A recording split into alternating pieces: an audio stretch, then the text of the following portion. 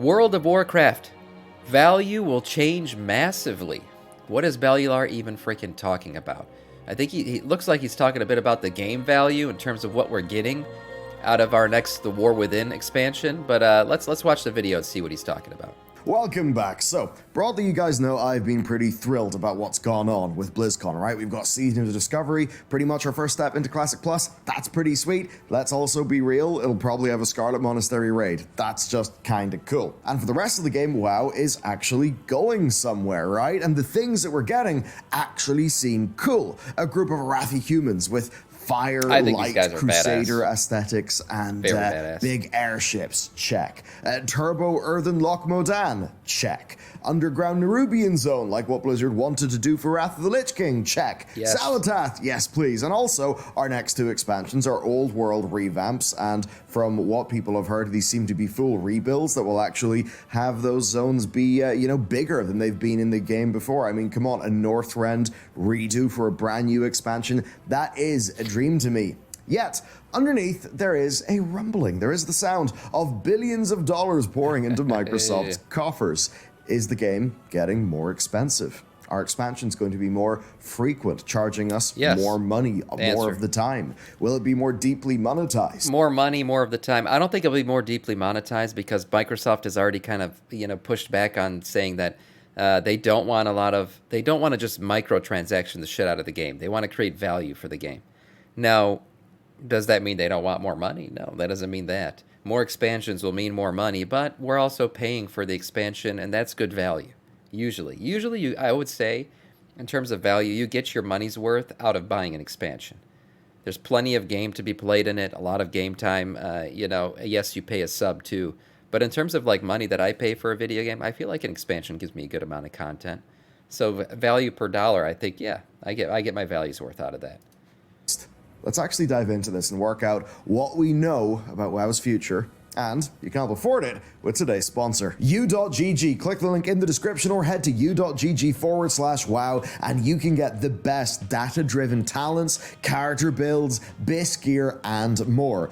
No guides, just quick and easy insights. That's what they do. They hoover up and crunch that data of what your fellow WoW players are actually using, what they're actually doing, and they pull insights from that and then slickly give you all the info you want in one place. Take Hunter as an example. You can see their most popular talents for M+ and Raid, as well as PvP once the season starts. For Mythic Plus, I can see that this What is this? U.GG? I've never used it. Pretty neat to know, right? I can look through Mythic Plus and Raid for every role to see how the specs are actually faring against each other with their tier lists and see what sort of damage numbers I could perhaps be expecting in dungeons. And it really is that simple. They crunch a whole bunch of numbers from countless thousands of player runs, and you could get all of those learnings in one place for free. And that's basically it. If you go to u.gg/wow or click that link down below, you can get all the info, and I know I will certainly have them bookmarked for Season 3 of Dragonflight. Right, World of Warcraft expansion price, history time. Legion cost $49.99. Same as never Legion using Deluxe, $69.99. Now, the base edition included a level boost. The Deluxe had a mount and a pet. For anyone who's wondering what the hell's going on in chat, I don't craft. I don't do that. Crafting's for chumps. So I won't use u.gg for crafting now. BFA. Base edition, $49.99, with a level boost and a $69.99 digital deluxe that also had a mount and a pet. So far, so similar. Shadowlands, however, changed things. Shadowlands split it into 3 editions. The base edition was $10 cheaper, only $39.99, and if all you care about is the game, you can get it for $10 cheaper. The Heroic Edition is $59.99, a midpoint between the old base and digital deluxe editions. The difference is it had... Did it give you the mount or something? A mount, a boost, and a transmog. Right. So essentially, the boost went to an edition that cost $10 more, and the mount and the transmog appeared at $59.99 instead of $69.99, where they maybe would have been in the past. Then, of course, Shadowlands has its Epic Edition, which has the pet, the Hearthstone effect, the weapon enchant, and 30 days of game time for $79.99. Now, if you are buying WoW 6 months at a time, that 30 days of game time is worth about $12.99. Now, I would consider that to be a fairly real value, because because that is actually the cost of playing World of Warcraft, other than, a digital goodie that just gets flipped on in a database for your account. Agreed. Now, of course, if you already had a 6-month sub to World of Warcraft, it's not like you would have really needed those extra 30 days. So, big picture, right? It certainly is more money, but it's not egregious insofar as modern games go. Dragonflight then was the same, but $10 more, right? Pretty much across the board. What's interesting though is War Within is essentially the same, you would think, because each edition is the same price as Dragonflight, but that base edition now includes a $70 boost. With Dragonflight, the base edition, the cost, $49.99, did not. Oh, look at that. Everyone got all angry with the pitchforks out. We're getting more value. I will still say I still think the 3-day early access thing is kind of BS, but I mean, this is a breakdown of the numbers straight up. We're getting more value. What's up, Pyrie? Include the boost. Now, there's also 500 tender, but of course, Dragonflight did technically come with 500 tender as well. You can get a mount and a mod Why, for who cares? $69.99, which I don't know. I feel like it just pressures people into paying more money. Obviously, it doesn't matter in the long term because you're not going to be able to gear out or level up in any. You're going to be able to level up, but you're not going to be able to gear out in any meaningful way besides just questing gear because the season's not going to start yet. Yes, who gives a fuck? I know, but I'm just saying it was. I just feel like it wasn't necessary. It wasn't necessary. It creates bad. It just gives a bad feeling. Like there's going to be people who can play sooner than you because they have more money than you. Yeah, it just kind of feels icky. makes sense based on the past, giving you another 250 tenders. But I'm saying that as somebody who's going to buy the Epic Edition, just FYI. War Within is a better deal at these price levels because the lower edition has the level boost, whereas in Dragonflight, the lower edition didn't. Now, the Epic Edition is obviously where things change, and that's where people get angry. You've got the pet, the toy, the Hearthstone effect, and the beta testing, I believe they've done before. What changes it is 3 days early access to the expansion, and we all know what this is, a massive, massive attempt to increase the average revenue per player. As an example, Shadowlands sold through like 3.6 million copies or something like that by launch. Dragonflight didn't do as well, but we could expect a similar-ish ballpark, I think. Now, cosmetics, those can be really done without by loads of players. I think what would matter more to people is a boost. And that's where this expansion is going to be a better deal at its base edition.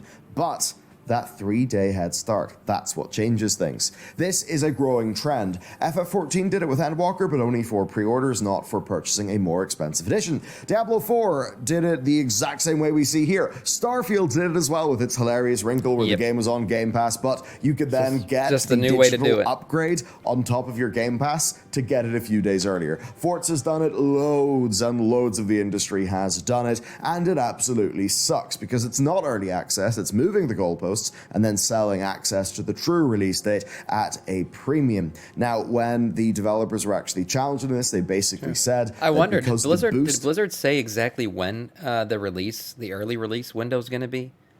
Like, is the game still going to release on a Tuesday, but only the people who bought early access will be able to play it? But then everyone else will get it 3 days later? Or is everyone going to get access on Tuesday, but the people who bought it early are going to get it like on the weekend before?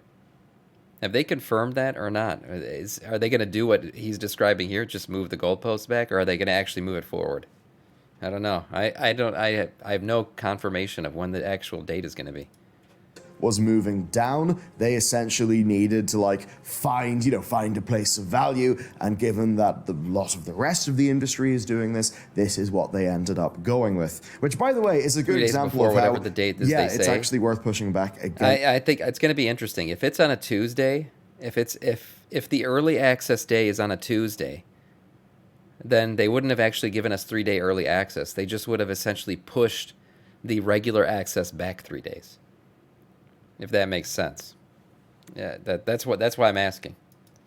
To these things, because if one publisher does it, all the others will look to that as an example and say, hey, we're not really moving the Overton window, they've already done it, so it's okay if we do it. Now, of course, the Blizz devs have spoke about there being no real advantage here, right? No long-term one, at least. All of those weekly things, those will not be active during the 3 days of early access, right? So it's not like you're going to be getting a big head start in really anything other than just leveling up your characters.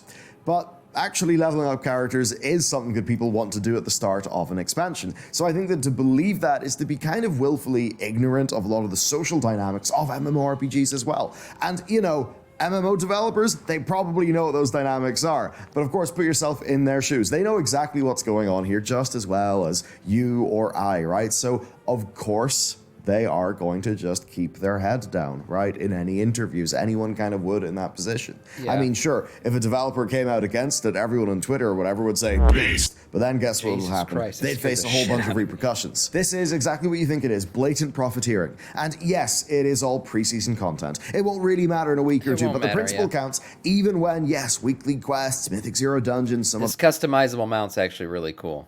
I have to say, like, this Algarian, by the way, we were all wrong about the Algarian Storm Rider. Remember, we all thought it was going to be like some elemental tornado boy. Yeah, we were wrong. But the different customizations on this actually makes us, I think, one of the cooler mounts we've gotten. You know which one was the shittiest? That little fucking sperm mount we got for Shadowlands. That thing sucked. I never even used it since then. And yes, it is all preseason content. It won't really matter in a week or two, but the principle counts even when, yes, weekly quests, Mythic Zero dungeons, some other features won't be active until the game is truly live. Because ultimately what's happening here is they're monetizing you being logged into WoW, seeing your guild playing War Within content, and you simply not being able to click the quest to go and play. That absolutely sucks. The thing is, though, will the existence of this actually stop anyone from playing the game in truth, right? Let's be real about that for a little. I like WoW. I dislike this move. But it isn't a world of binaries. To me, the positives of enjoying World of Warcraft with my guild easily outweigh the negative aspects of this latest move. And for a lot of people, I suspect it is similar. I mean, this tactic sure as hell did not make a dent on Diablo 4, Starfield, or the other games that have came beforehand. Make no mistake, personal decisions aside, this is an objectively terrible move for an MMO insofar as the social dynamics and all of that go. You can probably bet the majority of developers on the WoW team, if they had the choice, would not support this. But they, and we, have no choice.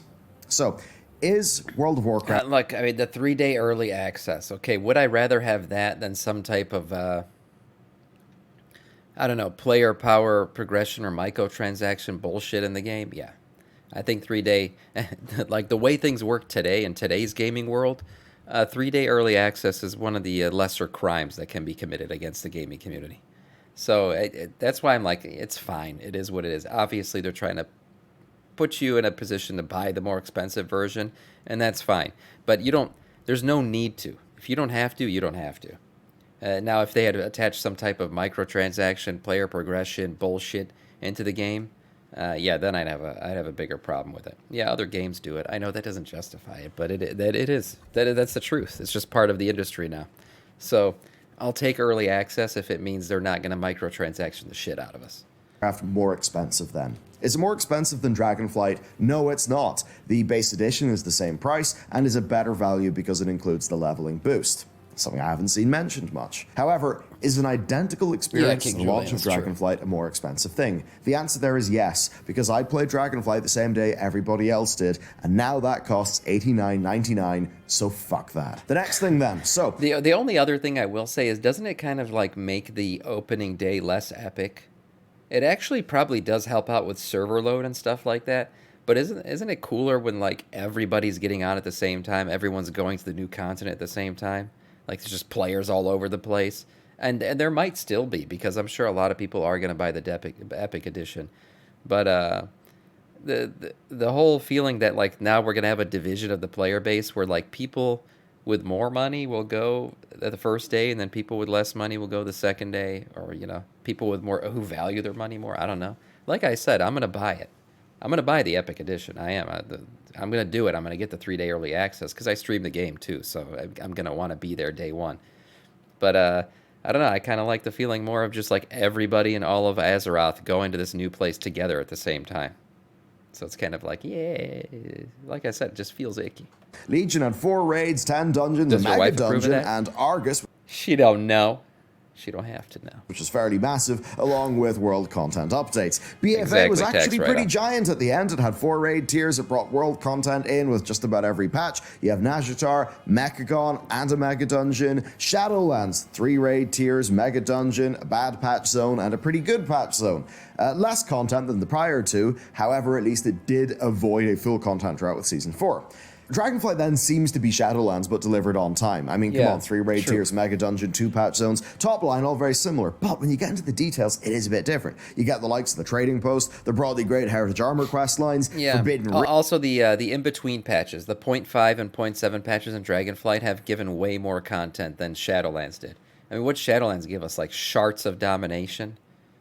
Like, literally, they gave us nothing for their 0.5 in between. But they were like, the quest lines were like 2 minutes long, and then you had nothing to do but collect some new power progression bullshit system. Dragonflight's 0.5 and 0.7 patches have been the meatiest I've ever seen. We're literally going to retake Gilneas in a 0.5 patch. Come on. That's awesome. So I think that's where, like, the real, what's it called? The real reason why Dragonflight is so much better than Shadowlands, besides the fact, Torghast and all that other shit. Reach, time rifts, dream surges, quite a lot of other Selfie bits patch, of content yeah. and story that they've had in there. Pretty much a patch every Good 8 morning, weeks Brad. cycle.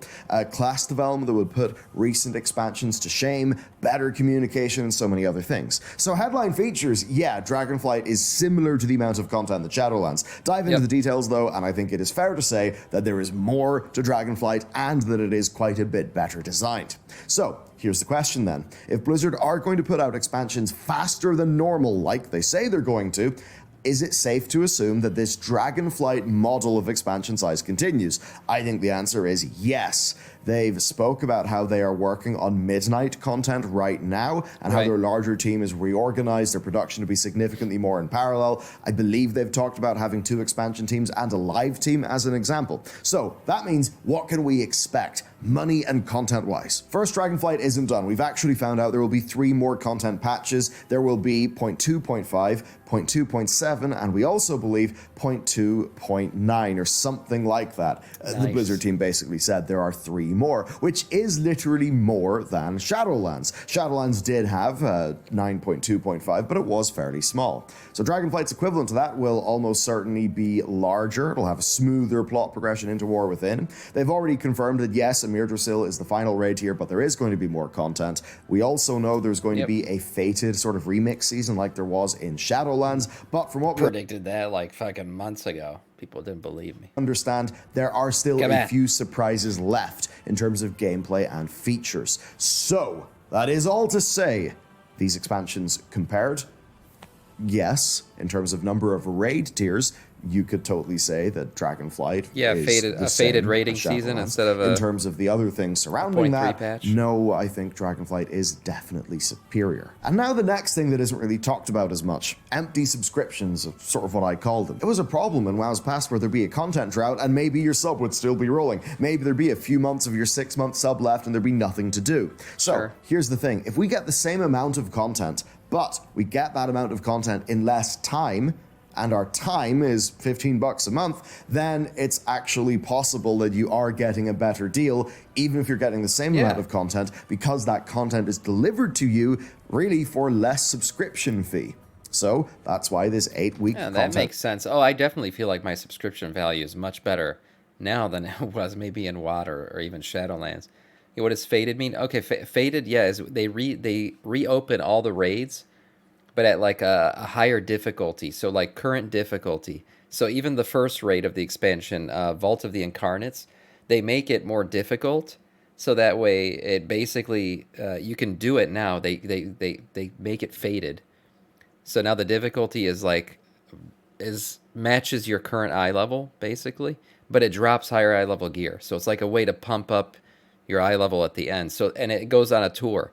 So like Vault of the Incarnates opens, then Aberrus opens, and then this new one, fucking Amir Drasil opens. And it goes week to week to week. Each raid becomes faded, and when it's faded, it's like current raid content. You do it, you go through it, you get geared, you do all that shit. And you go on a tour. And then at the end, all 3 raids are open at the same time, and you can just pick which one you want to go in and do it.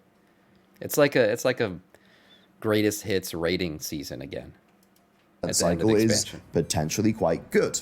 Now, Chris Metzen said expansions will come out quicker. He 14 mentioned month long finishing the story by Hellfire, yeah. 2030, which, to be honest, I think would have happened anyway, even if We they are weren't rating coming today. out quicker, right? Because like right now, they do have an expansion every 2 years, pretty much through thick and thin. If it's going to be faster than that, I personally expect every 18 months. That means probably 3 season-long expansions, and then into the next expansion. Essentially, 3 6-month raid tiers. And if you do have an expansion every 18 months, that does mean that you are paying 6 months less World of Warcraft subscription fee per expansion that you're playing. Now, if that is happening, but you're getting the same amount of content as a previous 2-year expansion within that 18-month span, then you are essentially getting, well, more content for your money because you're not paying as much subscription fee because that content is not being dragged out across a longer subscription period. So it's one of those things, if the expansion had the exact same amount of content as Dragonflight, cost $10 more, but delivered that content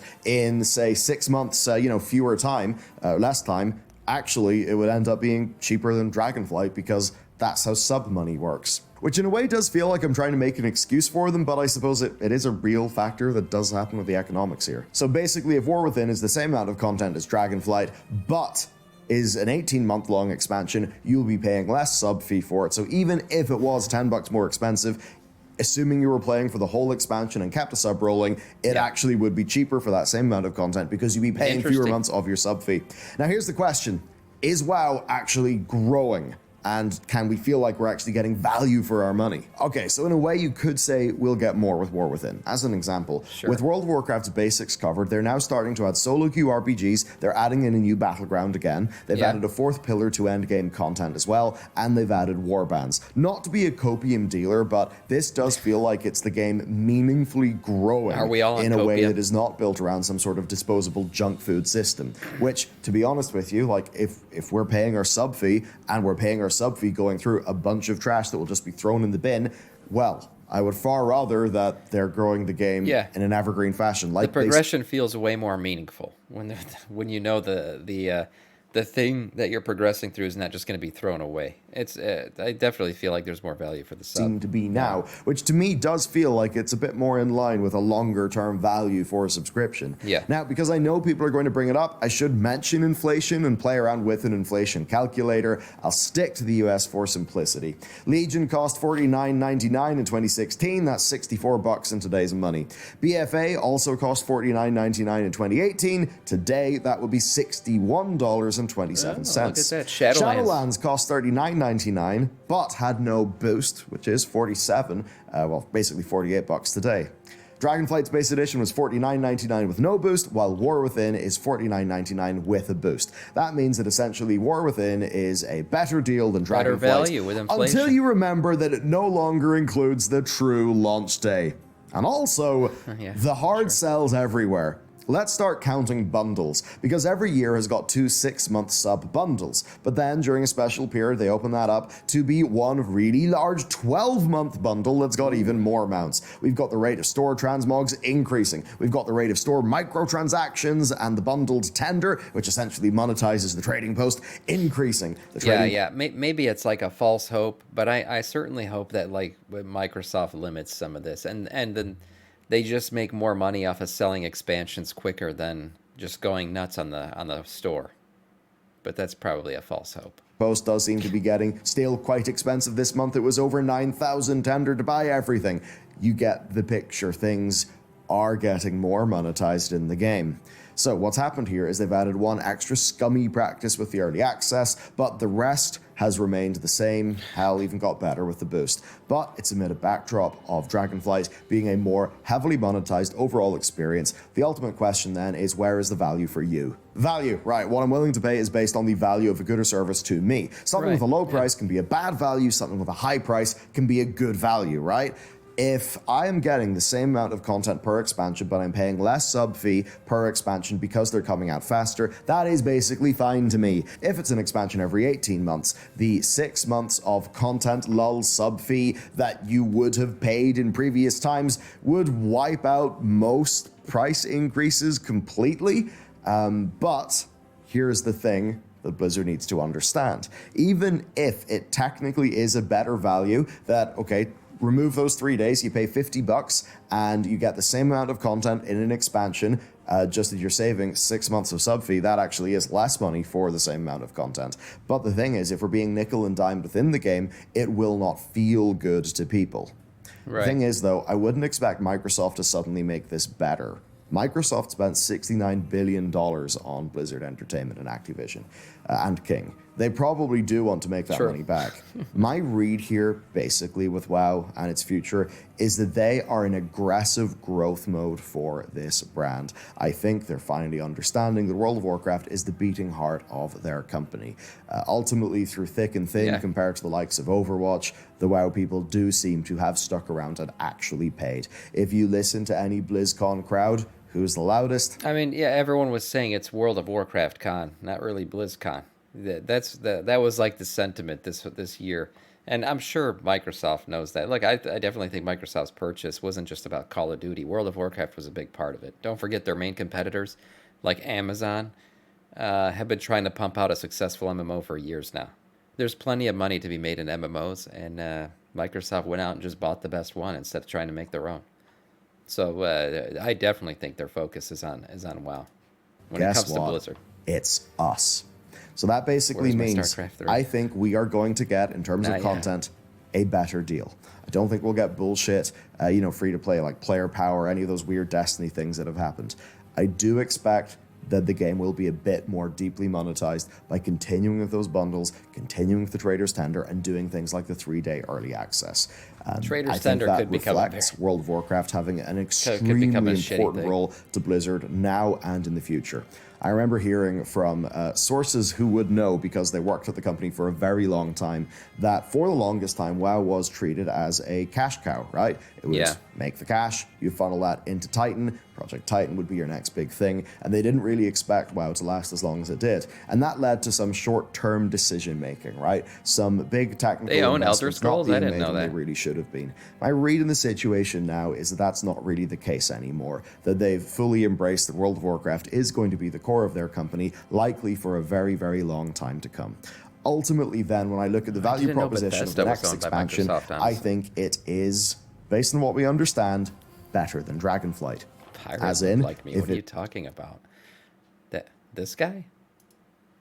What are you talking about? It is, based on what we understand, better than Dragonflight.